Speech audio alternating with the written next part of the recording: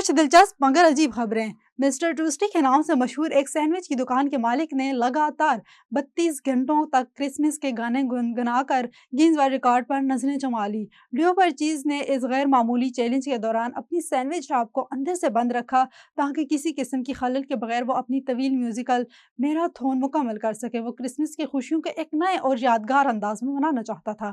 اس طویل کوشش کے دوران مختلف کرسمس گیت شامل کیے گئے۔ مقامی افراد اور آن لائن ناظرین نے اس کوشش کو خوب سراہا اور ان کے لیے نیک تمناؤں کا اظہار کیا۔ ناظرین، ڈزنی پلس اور ہولو نے مشہور ہالی ووڈ فلم ہوم ایلون کی 35ویں سالگرہ کے موقع پر دنیا کا سب سے بڑا جنجر بریڈ ہاؤس تعمیر کر دیا، جو فلم کے میک ایلسٹر ہاؤس کی طرح دکھتا ہے۔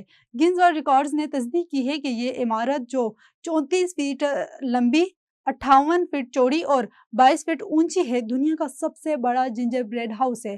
پریس ریلیز کے مطابق اسٹریمز نے 8 دنوں کی محنت نے یہ گینز ورلڈ ریکارڈ حاصل کیا، جو دنیا کے سب سے بڑے جنجر ہاؤس کے طور پر درج کیا گیا ہے۔